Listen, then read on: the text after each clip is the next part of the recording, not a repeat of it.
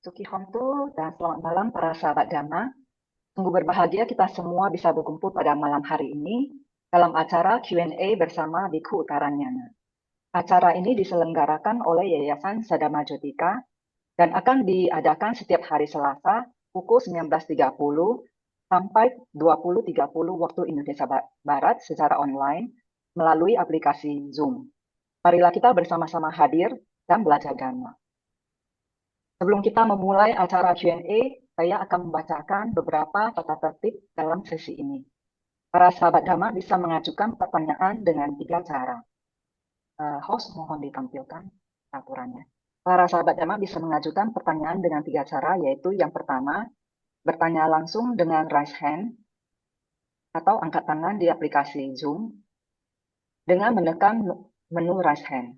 Para sahabat Dhamma kita batasi untuk hanya mengajukan maksimal 2 pertanyaan. Nah, yang kedua adalah dengan menulis pertanyaan di kolom chat Zoom. Cara yang ketiga adalah dengan mengirimkan pertanyaan melalui media sosial, via VDH Sidikala di Instagram, dan di WhatsApp dengan nomor 0852 7711 1266. Baiklah para sahabat Dhamma, acara ini akan segera kita mulai. Marilah kita mengkondisikan batin kita untuk mendengarkan Dhamma. Wandami Bante, apakah acara ini bisa kita mulai? Ya, mari kita mulai. Ya, mari kita memulai dengan menghormat, memuji kepada Sang Buddha dengan membacakan Namo Tassa 3 kali bersama-sama. Namo Tassa Bhagavato Arahato Sama Sambuddhassa. Namo Tassa Bhagavato Arahato Sama Sambuddhassa. Namo Tassa Bhagavato Arahato Sama Sambuddhassa. Baik, para sahabat Dhamma, sebelum kita mulai, karena pertemuan yang sebelumnya ada pertanyaan yang berkaitan dengan kualitas upasaka. Jadi Bante akan menjelaskan mengenai 10 kualitas upasaka pada hari ini. Bante, kami silakan. Ya, minggu lalu pertanyaan mengenai definisi sukses seorang yogi atau umat awam atau upasaka-upasika. Dan juga seorang samana atau seorang biku. Ya, minggu lalu Bante ada jelaskan ada 10 jenis mengenai kualitas atau kita bisa bilang definisi sukses seorang upasaka atau upasika atau pengikut Sang Buddha, begitu ya. Di dalam Milinda Panha, di sana Bante Nagasena menjelaskan kepada Raja Milinha, itu mengenai 10 jenis upasaka atau upasika. Jadi kualitas yang dimiliki oleh seorang upasaka dan upasika. Nah, di sini yang pertama di sini adalah upasako sanggena samana sukha dukkha hoti, yang artinya berbagi dalam suka dan duka dengan sangga. Nah, jadi maksudnya di sini adalah ketika seorang pengikut Sang Buddha, entah itu upasaka, umat awam laki-laki, ataupun juga upasika, umat awam perempuan, di mana ketika mereka menjalani kehidupan, ketika mereka bahagia, mereka ingat dengan sangga. Artinya mereka ingin berbagi kebahagiaan dengan sangga. Mungkin datang ke wihara, mungkin menyapa biku, ataupun juga mungkin berdana kepada sangga, seperti itu. Nah, begitupun juga ketika mereka mengalami masalah ataupun juga sedang berduka, nah mereka pun juga ingat dengan sangga.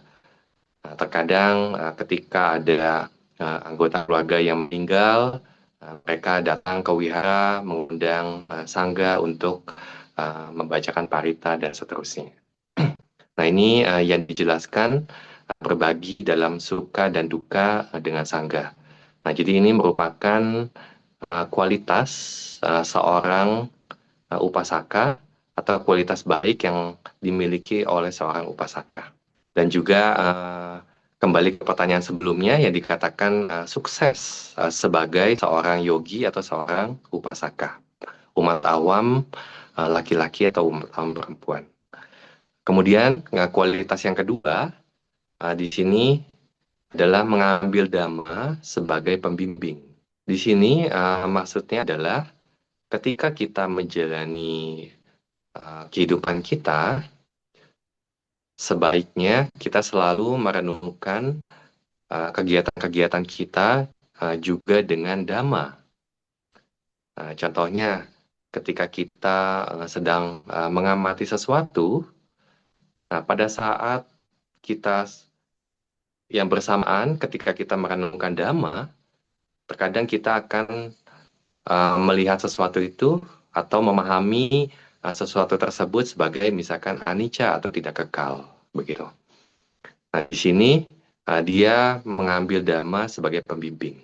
Dia selalu merenungkan dhamma setiap saat di kehidupannya. Di dalam kitab komentar dijelaskan dhamma dipateya itu berarti memiliki dhamma sebagai yang utama. Dengan berada dalam keadaan yang dipimpin oleh dhamma, seorang melakukan segala tindakan berdasarkan dhamma, sehingga dia menjalani kehidupan berlandaskan dhamma. Nah, jadi sebagai seorang upasaka upasika yang baik, nah di sini dikatakan apakah dia itu sukses atau tidak. Nah, itu di faktor yang kedua. Nah, kalau dalam kehidupan sehari-harinya dia selalu menjalani kehidupan juga dengan merenungkan dhamma. Nah, dengan cara seperti itu bisa dikatakan dia seorang upasaka dan upasika yang sukses. Kemudian faktor yang ketiga, ya di sini senang membantu sejauh yang ia mampu. Atau yata balang sambiwaga rato hoti. Nah, di sini kata kuncinya adalah samwibaga. Nah, jadi samwibaga itu artinya pemberian. Jadi di sini seseorang samwibaga rato atau orang yang senang dalam pemberian. Nah, di dalam Anguttara Nikaya, mungkin buku yang kedua, Dukkha Nipata, di sana Sang Buddha menjelaskan ada dua jenis samwibago atau dua jenis pemberian. Yang pertama adalah amisa samwibago. Nah, mungkin kalian sebagai upasaka upasika, umat awam laki-laki ataupun perempuan, di mana ketika kalian datang ke wihara, nah biasanya itu di akhir setelah dhamma di sana, nah itu biasanya nanti pemimpin puja bakti itu akan bilang, oh sekarang waktunya amisa dana. Nah, jadi kalian mengenal mengenai amisa dana. Nah, jadi sama amisa dana ini dengan amisa samwibago, yang artinya pemberian kebutuhan. Nah, mungkin ketika kalian datang ke wihara, di sini ketika kalian berdana, terkadang untuk cetia, untuk wihara, ataupun juga untuk sangga. Nah, ini juga yang dikatakan sebagai amisa samwibago. Atau ketika kalian datang ke wihara untuk berdana makan kepada biku, sangga, ataupun juga berdana jubah, ataupun juga berdana wihara, atau berdana kuti, ataupun juga berdana obat-obatan. Nah, ini dikatakan sebagai amisa samwibago. Nah, kemudian yang kedua itu adalah dhamma samwibago, yang artinya pemberian dhamma. Nah, jadi ketika kalian menjelaskan dhamma kepada teman kalian, ketika kalian setelah mendengar, contohnya, oh saya sudah mendengarkan kelas Q&A dari Bante Utara. Nah, tadi isinya seperti ini, seperti ini, seperti ini. Atau tadi Bante Utara menjelaskan mengenai 10 kualitas baik yang dimiliki oleh seorang upasaka. Nah, kemudian kalian juga jelaskan, nah ini juga dikatakan sebagai Dhamma Samwibago. Nah, jadi di mana Dhamma yang berkaitan dengan pembebasan. Nah, seperti yang Sang Buddha juga selalu ajarkan, bahwa begitu banyak Dhamma di dunia ini. Tetapi Dhamma yang diajarkan oleh Sang Buddha itu tidak mencakup semuanya. Nah, Sang Buddha memberikan satu perumpamaan ketika Sang Buddha berada di hutan Sisapa, atau yang kita katakan sebagai Sisapawana. Jadi hutan Sisapa atau hutan pohon Sisapa. Nah, di sana di mana daun-daun pohon tersebut berguguran, kemudian Sang Buddha menggenggam penuh tangannya dengan daun, di mana pada saat itu Sang Buddha memberikan ceramah kepada para biku, menanyakan,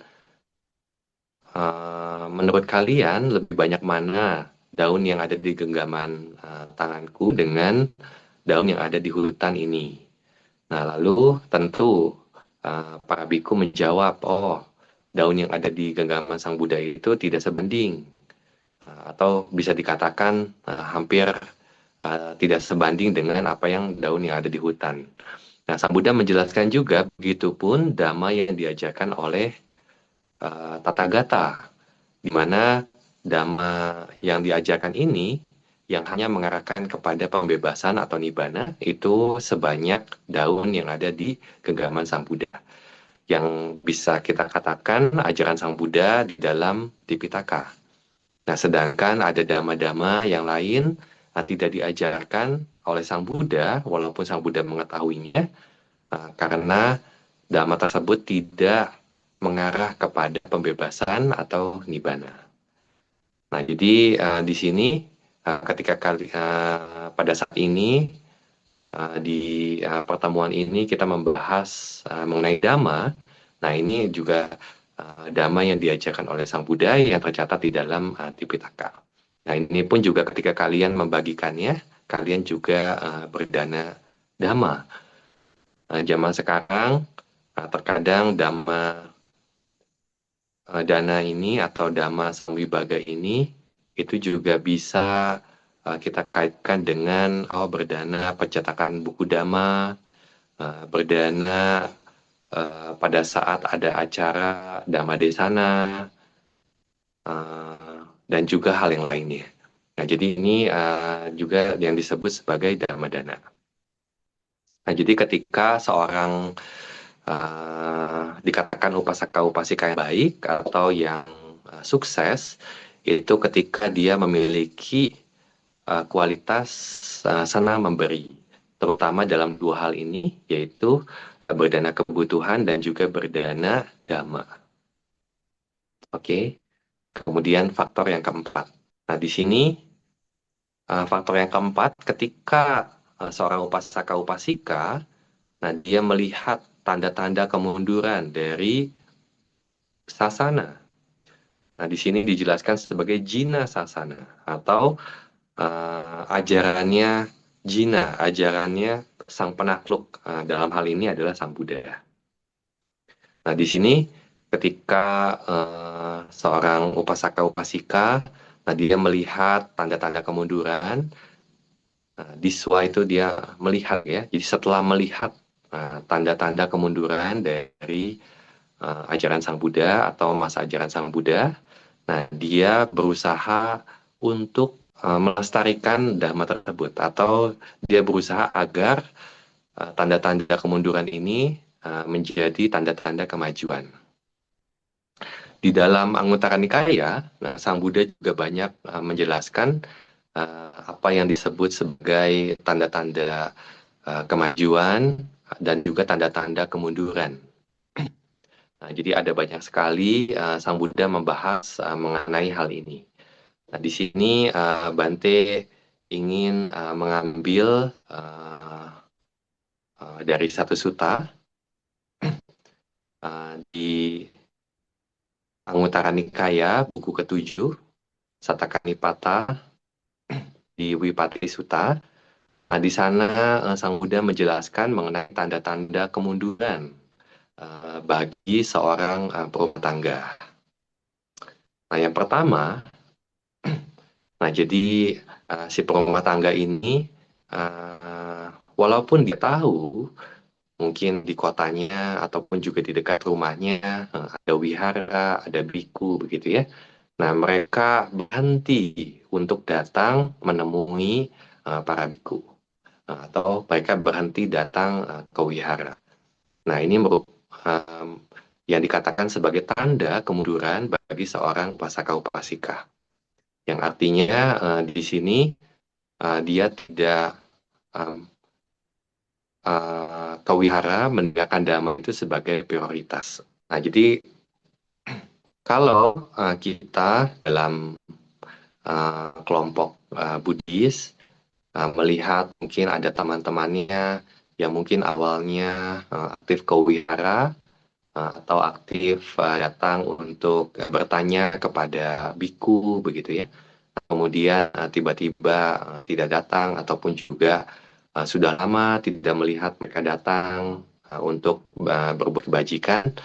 Nah, di sini kalau kalian melihat tanda-tanda ini, tanda-tanda kemunduran, kalian kemudian mengajak mereka, kemudian menyemangati mereka untuk datang, untuk berbuat kebajikan.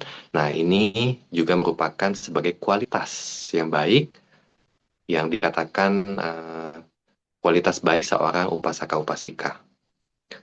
Nah, kemudian di sutta tersebut, faktor yang kedua adalah ia akan mengabaikan dalam menegakkan dhamma yang sejati, sadama. Nah, jadi contohnya ketika misalkan ada, oh di wihara ini ada ceramahnya biku A, biku B, begitu. Nah, kemudian walaupun mereka mengetahui informasi tersebut, mereka cenderung mengabaikannya. Nah, jadi di sini yang disebut mengabaikan itu, mereka paham, oh saya tidak ada kegiatan, tidak ada kesibukan, tetapi faktor kemalasan yang menghambat dia datang ke wihara. Nah, di sini dikatakan sebagai tanda kemunduran. Jadi walaupun dia tahu, oh di sini ada pembabaran dhamma, tapi dia tidak datang. Nah, ini dikatakan tanda kemunduran. Kalau kalian melihat teman-teman kalian, kerabat kalian, keluarga kalian, itu juga memiliki tanda-tanda seperti ini. Nah, kalau kalian sebagai upasaka-upasika yang baik, nah kalian berusaha untuk mengingatkan dan juga menyemangati mereka. Kemudian yang ketiga, nah dia tidak melatih diri dalam perilaku luhur yang lebih tinggi. Artinya di sini dia mengabaikan nasihat-nasihat Sang Buddha ketika Sang Buddha menasihati untuk contohnya menjaga sila. Jadi perilaku luhur di sini adalah di dalam kata-kata atau di dalam kitab penjelas makna dijelaskan ketika dia mengabaikan Pancasila, 5 sila, 8 sila, 10 sila, dan seterusnya. Nah, jadi di sini seorang upasaka yang tidak menjaga sila ini juga merupakan tanda kemunduran bagi sasana, bagi ajaran Sang Buddha. Nah, jadi ketika teman kalian, kerabat kalian itu juga memiliki ciri-ciri ini dan kalian harus mengingatkan dan juga harus menyemangati mereka. Kemudian yang kelima, ia mendengarkan dhamma dengan pikiran untuk mengkritiknya. Atau dia mendengarkan dhamma untuk mencari kesalahan yang ada atau kesalahan yang diucapkan oleh si pembabar dhamma. Nah, jadi kalau seorang upasaka upasika dia mendengarkan dhamma dengan tujuan seperti ini, tujuan mengkritik atau mencela kesalahan, nah pada saat itu dikatakan ini adalah tanda kemunduran. Nah, jadi kalau ada teman-teman kita, teman-teman kalian yang mendengarkan Dhamma dengan pikiran seperti itu. Contohnya misalkan sebelum datang ke wihara, nah kemudian sudah memiliki rencana untuk mencela, untuk mencari kesalahan, untuk berdebat. Nah, di sini dikatakan ini adalah tanda kemunduran. Nah, jadi kalau ada yang seperti ini, nah kita harus mengingatkannya, menasehatinya. Kemudian yang keenam, ia akan mencari orang-orang yang lebih pantas dalam menerima dana dari kalian. Nah, jadi contohnya ketika kalian mau berdana, nah kalian menganggap bahwa oh ini sangga itu tidak layak. Nah, jadi dia akan mencari guru yang lainnya. Di sini guru yang lainnya itu adalah guru dari pandangan lain. Nah, jadi atau di luar komunitas Buddhis. Nah, kalau ada tanda seperti ini juga dikatakan adalah tanda kemunduran. Kenapa? Dikatakan bahwa mereka tidak percaya terhadap sangga. Nah, kalau di sini mungkin Bante ingin menjelaskan sedikit. Sang Buddha itu selalu mengajarkan kita bahwa kualitas sangga, swakato, supatipano, bagawato, sawaka sanggo, ujupatipano, bagawato, sawaka sanggo, dan seterusnya. Nah, di sini Sang Buddha mengajarkan 9 kualitas atau 9 kualitas dari sangga, seorang sangga.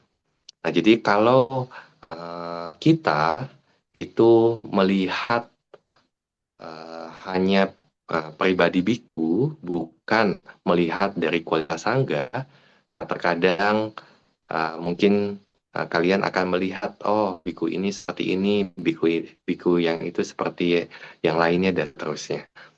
Nah, tetapi kalau kalian melihat dari apa yang Sang Buddha ajarkan, oh kualitas sangga itu seperti ini. Nah, jadi di sini kalian melihat kualitas sangga bukan kualitas individu biku tersebut. Nah, kalau kita melihat dari sisi seperti ini, nah kita akan selalu memiliki pikiran yang positif. Nah, tetapi kalau kita melihat sebaliknya, nah terkadang kita akan memiliki atau cenderung memiliki pikiran negatif.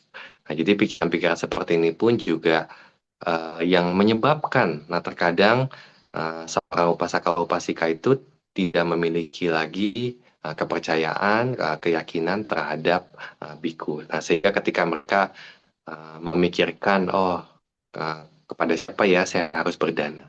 Nah, kemudian mereka akan mencari guru dari pandangan yang lain.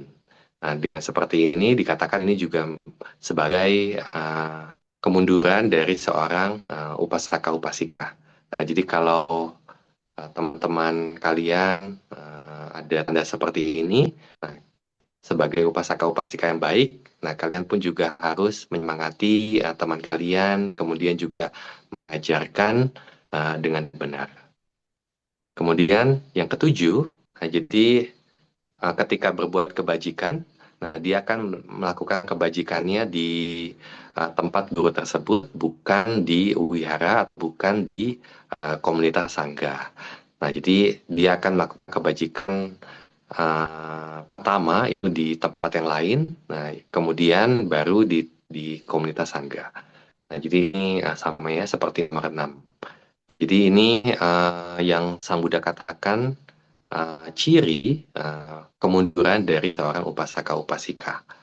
Nah, jadi kalau kita sebagai upasaka-upasika yang baik, kalau dikatakan sebagai upasaka-upasika yang sukses, nah kita seyogianya kalau melihat tanda-tanda seperti ini, nah kita berusaha untuk mengingatkan dan juga menyemangati teman-teman upasaka-upasika yang lainnya. Yaitu yang keempat ya, jadi membantu menegakkan kembali sasana atau ajaran Buddha ketika melihat tanda kemundurannya. Oke, kemudian faktor yang kelima. Di sini sama ditiko hoti atau seorang upasaka-upasika yang baik itu memiliki pandangan benar. Nah, di dalam kitab penjelas makna itu dijelaskan samaditi itu apa. Nah, jadi samaditi itu uh, dengan kata lain sebagai seorang Arya. Jadi terkadang di penjelas makna itu dijelaskan ada 4 jenis yang disebut samaditi atau orang yang punya pandangan benar. Contohnya 7 jenis seka. Nah, jadi kalau di kualitas sangga, nah Sang Buddha menjelaskan 8 jenis atau 4 pasang orang suci yang terdiri dari 8 jenis. Nah, jadi 7 jenisnya itu dijelaskan sebagai seka. Nah, yang terakhir arahata pala. Nah, itu uh, jenis yang kedua. Kemudian ubato baga wimuta. Nah, di sini ubato baga wimuta itu dia terbebas dengan 2 aspek. Ya, penjelasannya cukup panjang. Tetapi di sini bisa dikatakan bahwa dia kalau yang di jenis yang kedua, yang tadi yang Bapak jelaskan arahata pala, nah itu dijelaskan dia yang mencapai tingkat kesucian arahat hanya dengan wipasana. Nah, sedangkan untuk jenis yang ketiga, ubat baga wimuta, nah dia menjadi seorang arahat itu dengan samatha dan wipasana. Kemudian yang keempat itu adalah Sang Buddha atau Tathagata, begitu ya. Nah, jadi ini yang dijelaskan orang-orang yang disebut sama ditiko atau orang yang memiliki pandangan benar. Nah, jadi dalam hal ini seorang upasaka-upasika itu kalau dikatakan sebagai atau memiliki kualitas yang baik atau sukses sebagai upasaka-upasika, nah mereka ini harus memiliki pandangan benar. Artinya mereka berusaha untuk mencapai kesucian di kehidupan ini. Entah itu sebagai seorang sotapana, ataupun sakadagami, ataupun anagami, dan juga arahat. Nah, jadi kalau kalian memiliki pencapaian ini, nah kalian dikatakan sukses sebagai seorang upasaka dan upasika. Oke, kemudian yang keenam. Yang keenam di sini tidak mempercayai hal-hal yang tahayul atau tanda-tanda yang memberikan keberuntungan atau tanda-tanda yang memberikan ketidakberuntungan begitu ya. Nah, di mana di sini bahkan demi kehidupannya atau terkadang ada orang-orang yang menjalani cara kehidupan seperti ini untuk mencari mata pencaharian. Jadi sebagai seorang upasaka-upasika, nah dia tidak mencari guru-guru seperti ini. Nah, jadi dia akan selalu fokus kepada tujuannya untuk mencapai pembebasan. Nah, jadi ajaran-ajaran seperti ini terkadang di dalam Tipitaka Sang Buddha juga membahas yang Sang Buddha katakan sebagai dhamma yang tidak Sang Buddha ajarkan karena dhamma tersebut tidak membimbing menuju pembebasan. Nah, jadi kalau misalkan ajaran-ajaran yang membahas oh ini pertanda yang baik, oh ini pertanda yang buruk, dan seterusnya. Nah, biasanya ajaran seperti ini itu tidak mengarahkan kita untuk mengikis kekotoran batin seperti keserakahan, kebencian, dan juga delusi batin. Nah, jadi ajaran yang seperti ini, makanya kenapa Sang Buddha tidak ajarkan. Nah, sebagai upasaka-upasika yang baik atau yang sukses, nah dia tidak mencari guru-guru yang seperti ini. Oke, kemudian yang berikutnya, ya jadi di sini yang ketujuh, kualitas dari seorang upasaka-upasika yang baik adalah dia selalu menjaga perbuatan, ucapan dan juga pikirannya sehingga perbuatan, ucapan, dan pikirannya itu selalu terkendali. Nah, minggu lalu Bante juga menjelaskan di mana kalau kita mengikuti nasihat Sang Buddha yang kita selalu mendengar setelah para biku itu memberikan Pancasila ataupun juga Uposatha Sila. Nah, mereka selalu bilang Apamadena Sampadeta. Begitupun juga pesan Sang Buddha di Mahaparinibbana Sutta. Jadi sebelum Sang Buddha mencapai Mahaparinibbana atau pemadaman akhir, Sang Buddha menasihati kita Apamadena Sampadeta. Yang artinya di sini kita harus menjaga perbuatan, ucapan, dan pikiran kita. Nah, ini juga merupakan ciri seorang usaka upasika yang baik. Kemudian yang faktor ke-8, menyukai keharmonisan. Samagi ramo atau tinggal dalam keharmonisan, samagi rato, bahagia atau menyukai keharmonisan. Nah, jadi di sini ya biasanya umumnya rata-rata seorang Buddhis, nah dia selalu menyukai kedamaian, keharmonisan. Nah, kita selalu punya aspirasi semoga dunia selalu damai. Nah, karena dengan dunia damai, nah kita selalu bisa mengembangkan damai yang diajarkan oleh Sang Buddha. Nah, tetapi ketika dunia tidak damai, nah jangankan dunia, bahkan mungkin di dalam rumah tangga, kalau rumah tangga itu juga tidak damai, sangat sulit bagi kita untuk mengembangkan kualitas-kualitas atau mengembangkan ajaran-ajaran yang selalu Sang Buddha nasihatkan kepada kita. Nah, tetapi kalau di dalam rumah tangga damai, kemudian di dalam komunitas Buddhis juga damai, kemudian di negara kita pun juga damai, dan juga di seluruh dunia pun juga damai. Nah, di sini kita dapat mengembangkan ajaran Sang Buddha itu dengan baik.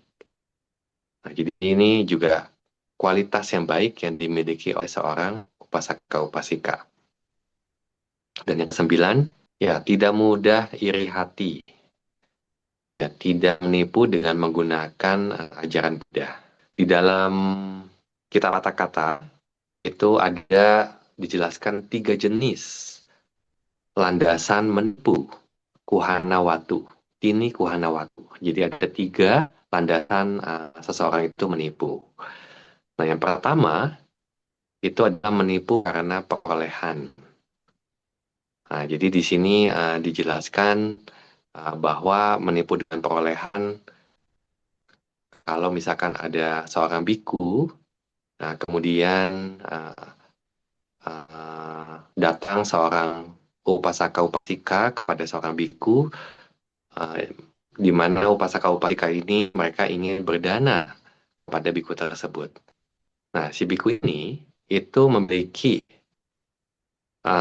batin yang kuhana atau batin yang ingin menipu.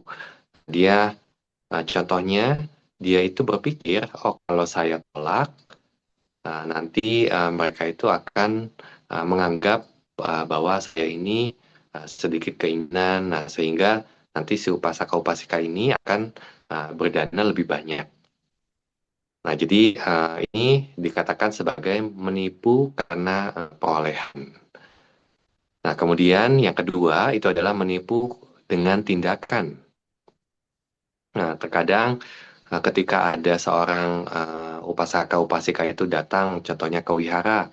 Nah, jadi ada seorang biku yang mungkin dia tidak berlatih, kemudian karena berpikir, oh kalau saya nanti dengan sikap meditasi, nah mereka akan melihat bahwa oh saya ini seorang biku meditator dan seterusnya. Nah, jadi kalau si biku ini memiliki pikiran seperti itu, menerima persembahan, menerima penghormatan, begitu ya. Nah, ini menipu dengan tindakan. Kemudian yang ketiga itu adalah menipu dengan kesaktian. Di sini dijelaskan utari manusia dhamma. Jadi mungkin si biku ini mengklaim bahwa walaupun mungkin dia tidak punya jana, tetapi dia mengklaim dia punya jana.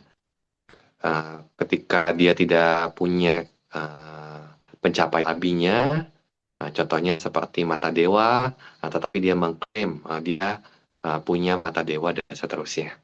Nah, ini dikatakan menipu dengan kesaktian. Nah, ini yang dijelaskan sebagai kuhana watu, atau di sini kuhana wasena. Jadi tinggal dengan batin menipu begitu ya. Nah, bagaimana seorang perumah tangga? Di dalam kitab komentar, walaupun dijelaskan sebagai atau contohnya itu seorang biku, tetapi di sini juga mungkin bisa dikaitkan dengan seorang upasaka upasika. Nah, ketika mereka menipu melalui 3 cara ini, itu juga dikatakan mereka memiliki penghasilan itu dengan menipu. Nah, jadi seorang upasaka upasika itu tidak melakukan hal-hal yang seperti ini. Mengklaim mereka memiliki sesuatu atau mencapai sesuatu atau bersikap sesuatu begitu. Nah, jadi hal-hal seperti ini itu tidak membawa kemajuan ajaran Sang Buddha, tetapi akan mengarahkan kepada kemunduran. Nah, jadi kalian harus menitik beratkan kepada ajaran Sang Buddha, bukan mencari hal-hal yang lainnya yang justru akan menghambat kemajuan pencapaian kalian. Nah, ini faktor yang ke-9. Kemudian faktor yang ke-10, yaitu berlindung kepada Buddha, Dhamma, dan Sangha. Nah, ini adalah 10 kualitas yang baik yang dimiliki oleh seorang upasaka dan upasika atau umat awam laki-laki dan perempuan. Nah, jadi kalau kalian menjalani prinsip-prinsip ini, kalian bisa dikatakan sebagai seorang upasaka dan upasika yang sukses. Ya, ini jawaban dari pertanyaan yang sebelumnya. Baik, Bante. Selanjutnya, para sahabat Dhamma yang hadir pada malam hari ini, apakah ada yang ingin bertanya? Apakah ada yang ingin bertanya langsung? Bagi yang ingin bertanya langsung, bisa langsung raise hand atau mengirimkan pertanyaan ke kolom chat. Dan apabila tidak ada yang bertanya, maka kita akan menampilkan pertanyaan yang sudah masuk. Host, mohon ditampilkan. Wandami Bante, Bante bolehkah dibantu jelaskan sebenarnya agar kita selalu mindful? Karena dikatakan oleh Buddha, jika kita tidak mindful, maka di saat itu kita sebenarnya mati.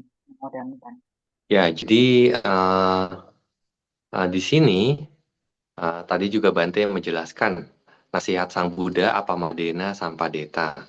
Nah, jadi kita selalu atau nasihat Sang Buddha di mana kita harus menjaga perbuatan kita, ucapan kita, dan juga pikiran kita.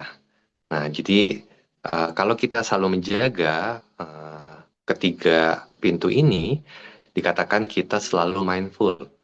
Yang artinya kita juga pada saat itu sedang mengumpulkan kebajikan, sedang menghasilkan kebajikan, sedang memproduksi karma baik, di mana karma baik ini di masa yang akan datang akan memberikan kebahagiaan buat kita. Yang artinya di sini kita ini sedang menentukan atau mengarahkan masa depan kita menuju kebahagiaan. Nah, jadi itu manfaat kalau kita selalu mindful atau kita selalu waspada. Nah, tetapi kalau kita tidak mindful, kita sebenarnya mati. Maksudnya, terkadang Sang Buddha menjelaskan mati itu sebagai macu mara, begitu ya. Kematian itu sebagai mara. Begitupun juga kilesa. Kilesa juga sebagai mara. Nah, jadi kalau kita kaitkan bahwa kalau kita tidak mindful, artinya sebenarnya kita sedang memproduksi, menghasilkan karma buruk. Nah, jadi kalau kita selalu punya kilesa, punya karma buruk yang muncul di batin kita, yang nantinya akan tercermin juga dengan perbuatan dan ucapan kita yang menjadi buruk. Nah, pada saat itu kita sedang mengumpulkan karma buruk yang pada saat itu kita sedang memproyeksikan masa depan kita ke arah yang tidak baik.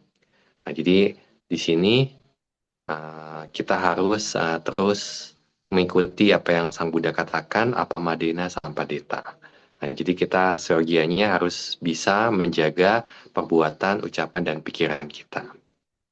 Baik Bante. Selanjutnya, apakah dari para sahabat Dhamma ada yang ingin bertanya langsung? Bagi yang bertanya bisa langsung raise hand. Apabila tidak ada, maka kita akan masuk ke pertanyaan berikutnya yang masuk. Host mohon ditampilkan. Pertanyaan selanjutnya dari Wahidin Johan. Pandami Bante, mohon penjelasan. Saya ikut kebaktian Mahayana. Ada Buddha Baisa Guru yang lokasi di timur.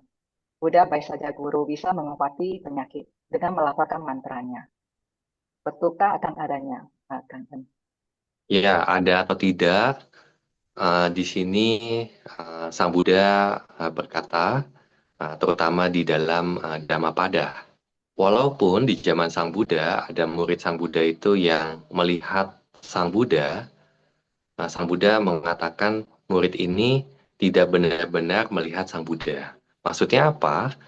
Nah, jadi di zaman Buddha itu ada satu murid yang sangat terkagum-kagum dengan penampilannya Sang Buddha.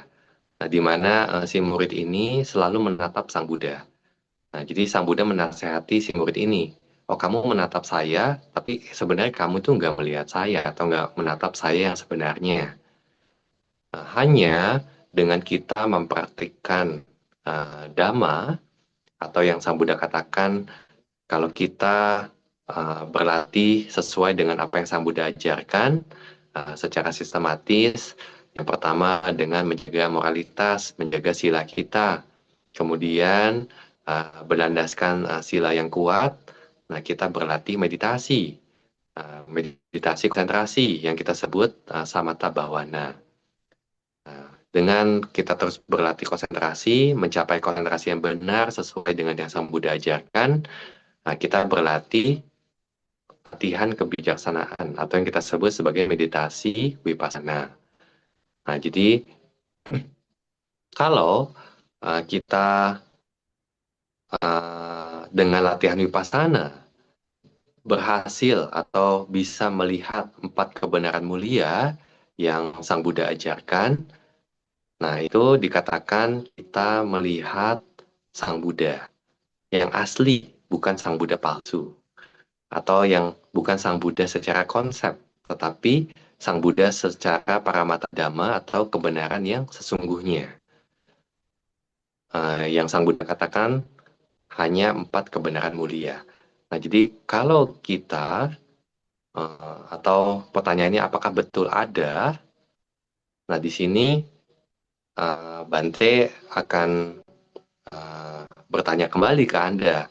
Nah, jadi apakah Anda sudah berlatih sesuai dengan yang Sang Buddha ajarkan? Nah, kalau Anda sudah berlatih, nah nanti Anda akan mengetahui sendiri apakah Buddha itu ada atau tidak.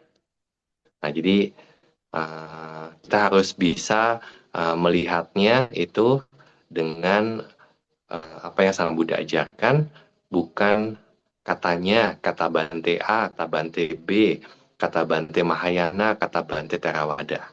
Nah, jadi Sang Buddha juga selalu mengajarkan kita untuk jangan mudah percaya, tetapi kita harus membuktikannya dengan pengetahuan kita sendiri. Baik Bante. Apakah dari para hadirin ada yang ingin bertanya langsung? Silakan raise hand. Baik, ada yang ingin bertanya atas nama Willia Intan. Host mohon di unmute. Ya, kepada saudari Willia, dipersilakan. Namo Buddhaya Bante. Bante, Iya. kan kalau perubahan musim kayak ini kan dari musim hujan ke kemarau kan di rumah-rumah kan banyak laron, terus kan kemungkinan munculnya kayak apa itu yang makan kayu gitu, rayap gitu. Jadi kan kita untuk pasti kita untuk mencegah itu kan kita melakukan ya secara sengaja kita kan memberikan obat di tempat-tempat tertentu untuk membunuh sebelum mereka berkembang menjadi lebih banyak gitu. Bukan itu kan ya kesengajaan berarti kan kita ada niat, ada dan kita melakukannya dan terjadi pembunuhan. Itu macam mana di sisi Buddhis? Karena bukan karena hama lagi kayak tanaman ya. Kan ada cacing atau apa kan? Kayak ulat-ulat itu. Jadi kami kayak pun melakukan kayak pencegahan gitu. Jadi kan ya setelah ya musim hujan setelah ini kan banyak kali makhluk kecil gitu yang bersifat kita harus melakukan pembunuhan secara tak langsung gitu. Sengaja lah. Itu macam mana ya? Karena kan kalau dilihat itu kan kecil tapi jumlahnya banyak kayak semut juga. Ya, jadi mengenai pertanyaan ini, mungkin Bante juga akan menceritakan di zaman Buddha itu seperti apa gitu ya. Kalau kita bayangkan hidup di kota dengan hidup di hutan, menurut kalian lebih banyak binatang di mana? Ya, tentu di hutan ya. Jadi jumlah jumlah semut, jumlah serangga, jumlah laron dan seterusnya itu tentu lebih banyak di hutan daripada di kota. Nah, jadi terkadang di musim-musim tertentu atau mungkin setelah hujan itu akan selalu banyak serangga-serangga yang bertebaran. Nah, tetapi walaupun banyak, Sang Buddha itu selalu menyarankan para biku untuk tinggal di hutan. Nah, lalu bagaimana? Apakah para biku itu juga apa harus membunuh, harus melakukan pencegahan dan seterusnya?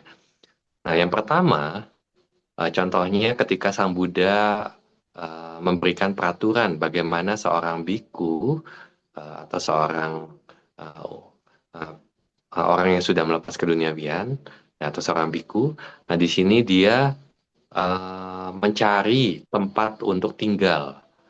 Nah, yang pertama itu dia harus memastikan tempat tersebut itu bebas dari sarang semut, kemudian juga uh, d- pohon-pohon dan seterusnya. Jadi para biku pun juga tidak dianjurkan itu mencari tempat yang rawan atau yang merupakan sarang-sarang dari banyak binatang.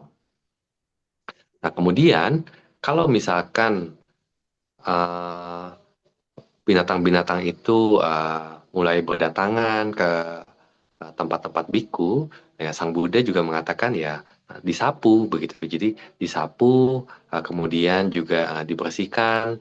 Nah, jadi para biku itu harus melindungi barang-barang sangga. Nah, contohnya kursi kayu, ranjang kayu, meja kayu yang ada di huti ataupun jendela kayu. Nah, para biku itu sebisa mungkin mereka membersihkan dari binatang-binatang tersebut. Nah, tetapi ya tentu dengan hati-hati, dengan tidak punya intensi untuk membunuhnya. Nah, jadi hanya dengan memindahkannya ataupun juga menyingkirkannya itu tidak ada masalah. Nah, tetapi kalau kita punya intensi untuk membunuhnya, untuk meracuninya, nah ini yang dikatakan akan masuk ke dalam panatipata. Nah, seorang perumah tangga mereka bertekad melatih diri untuk menghindari pembunuhan makhluk hidup. Nah, begitupun juga seorang biku, nah mereka juga harus menghindari pembunuhan makhluk hidup. Nah, jadi caranya itu ya dengan hati-hati ketika kita mungkin menyapu ataupun juga memastikan agar mereka itu pindah dari tempat kita. Nah, jadi eh, yang penting di sini adalah intensi. Nah, jadi kalau kalian punya intensi untuk membunuh, menghancurkan, ataupun juga meracuni, nah ini akan masuk ke dalam pelanggaran sila yang pertama. Nah, tetapi kalau kalian tidak punya niat seperti ini, nah jadi eh, ketika kita memindahkan ataupun juga menyapu binatang-binatang tersebut, nah kita harus bisa melakukannya dengan batin penuh cinta kasih. Nah, sehingga tidak masuk ke dalam pelanggaran sila pertama.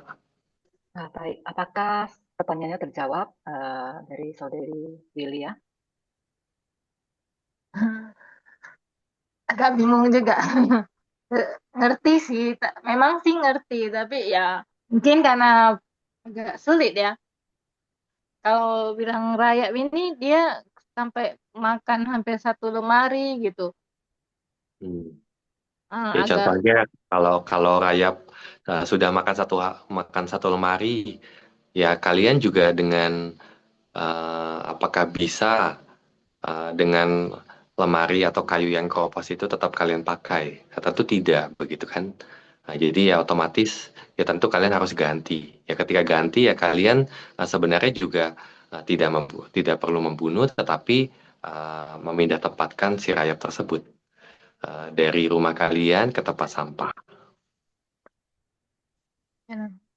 ya diupayakan. Ya diupayakan.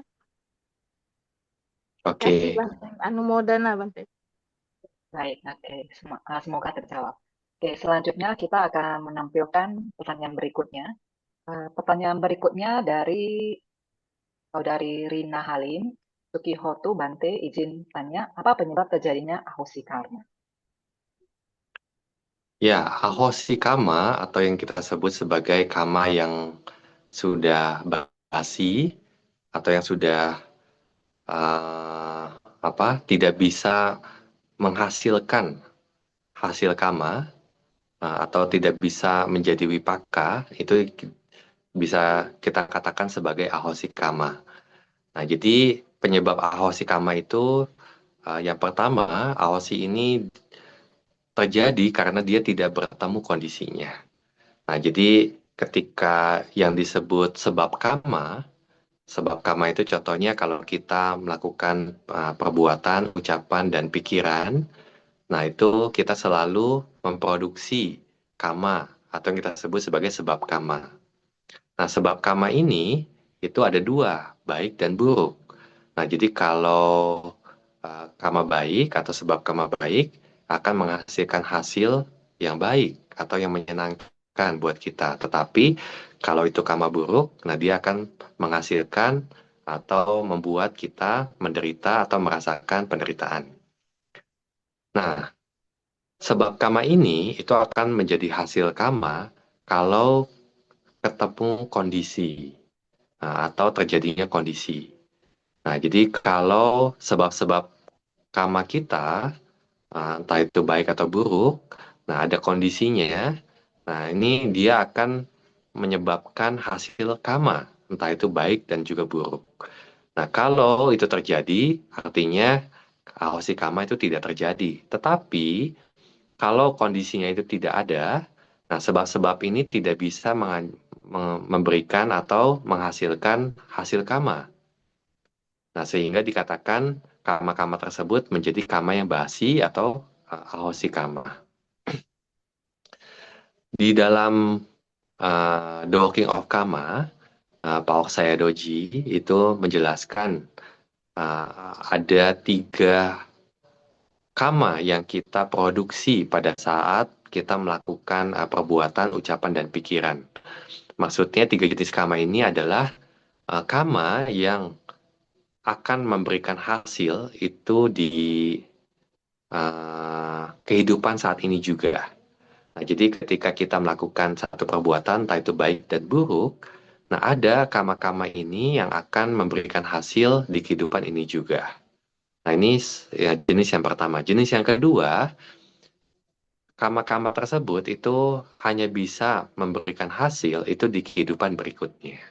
Nah, ini jenis yang kedua. Dan jenis yang ketiga, kama-kama ini hanya bisa memberikan hasil setelah kehidupan berikutnya sampai alam samsara itu selesai.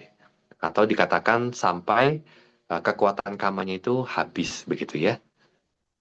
Nah, jadi ada 3 jenis kama ini, atau 3 jenis kama yang kita selalu hasilkan pada saat kita berbuat, berucap, dan juga berpikir. Nah, kalau contohnya seseorang itu atau kita itu meninggal, contohnya meninggal di kehidupan ini, nah kita akan terlahir kembali sesuai dengan kama kita. Nah, kama-kama yang mungkin seharusnya itu muncul di kehidupan sekarang, tidak ketemu kondisinya untuk membuahkan hasil. Nah, sehingga kama-kama seperti ini dikatakan sebagai aosi kama atau kama yang basi. Kama yang tidak ketemu kondisi untuk menjadi buah kama atau hasil kama.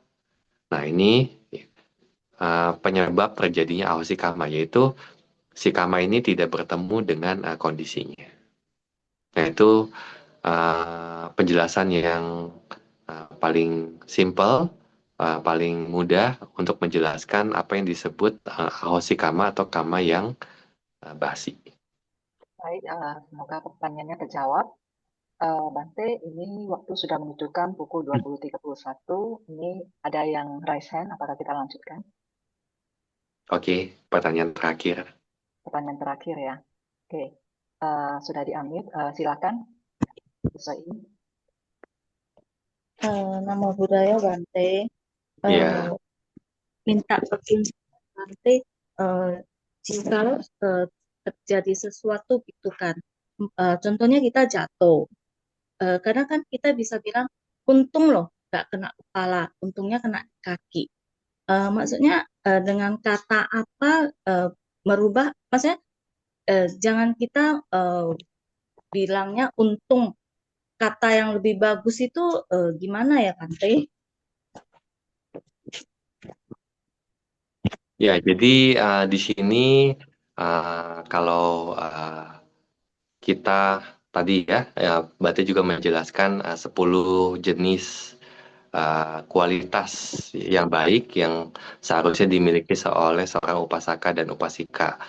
Nah, di mana yang kedua itu kalian harus membuat dhamma itu selalu yang terdepan buat kalian. Artinya, kalau kalian sedang menjalani kehidupan, tadi contohnya pas oh saya jatuh begitu. Nah, kalau kalian merenungkan dhamma, nah terkadang kalian akan merenungkan contohnya mengenai uh, paticca samuppada atau hukum sebab akibat. Oh, saya ini jatuh karena apa? Yang pertama, jatuh karena tidak hati-hati. Nah, jadi ketidakhati-hatian ini yang menyebabkan saya menerima penderitaan pada tubuh saya, mungkin pada kaki saya atau mungkin pada kepala saya dan seterusnya. Nah, di sini uh, perasaan yang tidak menyenangkan tersebut itu juga merupakan adalah hasil kama. Nah, jadi kita merasakan hal-hal yang tidak menyenangkan yang artinya ini adalah karma buruk.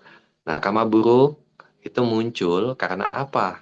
Nah, karena kita menciptakan kondisi yaitu ketidakhati-hatian yang selalu kita pelihara di dalam batin kita. Atau tidak mindful atau tidak waspada. Tetapi kalau kita waspada, nah kita uh, menjaga kondisi kita itu agar karma buruk itu tidak bisa berbuah dengan batin yang selalu waspada, batin yang selalu hati-hati. Tetapi kalau batin yang tidak hati-hati, nah ini yang akan mengkondisikan karma buruk itu dapat berbuah. Nah, jadi kita menciptakan karma buruk itu berbuah karena kondisinya ketidakhati-hatian yang kita lakukan. Nah, jadi kalau kita merenungkan seperti itu, nah itu juga mengganti Pak Untung itu ya. Jadi mengganti kata untung tersebut. Nah, jadi kita menempatkan dhamma yang terdepan dalam kehidupan kita, yaitu dengan selalu merenungkan dhamma di setiap kehidupan kita. Terkadang mungkin contohnya seorang praktisi atau seorang meditator Vipassana misalkan begitu. Nah, ketika si meditator Vipassana ini juga merasakan sakit ketika dia itu terjatuh, nah, terkadang mereka itu juga akan merenungkan, oh, sakit ini juga tidak lain hanya elemen elemen yang ketemu dengan sentuhan tubuh atau kaya pasada, translucent tubuh yang di mana sentuhan tubuh atau kaya pasada ini merasakan elemen-elemen seperti tanah, api, angin, atau dengan kata lain, oh ini sakit yang terjadi di kaki kita atau di kepala kita dan seterusnya. Nah, jadi seorang praktisi Vipassana pun juga dia tidak merenungkan Pak Untung ini, tetapi merenungkan mengenai nama rupa yang muncul dan lenyap pada saat terjadinya sakit. Nah, jadi ada banyak cara bagi kalian ketika ingin hidup mengedepankan Dhamma di dalam kehidupan kalian. Ya, anumodami Bante. Terima kasih jawabannya Bante. Baik, karena waktu sudah menunjukkan pukul 20.35, maka pertanyaan yang belum terjawab yang sudah masuk akan dilanjutkan ke pertemuan berikutnya. Selanjutnya kita akan masuki sesi pelimpahan jasa yang akan dipimpin oleh Bante Utaranyana. Kepada Bante, kami persilahkan. Ya, mari kita berbagi jasa kebajikan yang telah kita kumpulkan pada sesi tanya jawab ini kepada para leluhur, kepada sanak keluarga yang sudah meninggal, kepada para dewa, para buta dan semua makhluk. Semoga mereka ikut berbahagia dengan kebajikan yang kita lakukan, dan tentunya tidak lupa kita aspirasikan dengan aspirasi mulia. Semoga dengan kebajikan ini dapat menghancurkan kekotoran batin kita. Semoga dengan kebajikan ini dapat membuat kita mencapai nibbana. Ya, mari kita bacakan bahasa Palinya bersama-sama ya. Eta wata ca ammehi sambatang punya sampadang sabe dewa numo dantu sabe buta numo dantu sabe satta numo dantu sabah sampati sidia idame nyatinang hotu sukita hontu nyatayo idame nyatinang hotu sukita hontu nyatayo idame nyatinang hotu sukita hontu nyatayo idame punyang asawa kaya wahang hotu idame punyang nibbana sapacayo hotu mama punya bagang sabah satanang bajemi Tesa be me samang punya bagang labantu. Sadu, sadu, sadu. Hai Bante, terima kasih atas bimbingannya hari ini. Apabila Bante ingin istirahat, Bante bisa meninggalkan Zoom meeting ini. Terima kasih. Oke, demikianlah acara Q&A malam hari ini. Semoga kita semua semakin memahami Dhamma dan semoga ajaran Buddha bertahan lama. Sadu, sadu, sadu. Dan terima kasih kepada para sahabat Dhamma yang telah hadir pada Zoom malam hari ini. Apabila sahabat Dhamma ingin mengajukan pertanyaan, sahabat Dhamma bisa mengirimkan pertanyaan ke nomor WA yayasan yaitu 0852 7711 1266 atau mengirimkan pertanyaan ke Instagram PATVDH Sidikalang. Untuk pertanyaan yang belum terjawab pada hari ini akan dilanjutkan ke pertemuan berikutnya. Selain itu, kami ingin menginformasikan bahwa acara Q&A ini diadakan setiap hari Selasa pada pukul 19.30 waktu Indonesia Barat secara online melalui aplikasi Zoom. Sahabat Dhamma bisa menggunakan link Zoom meeting dengan meeting ID dan password yang sama untuk setiap pertemuan. Sahabat Dhamma, sampai jumpa di pertemuan berikutnya pada hari Selasa pukul 19.30 waktu Indonesia Barat. Suki foto dan semoga Anda semua berbahagia.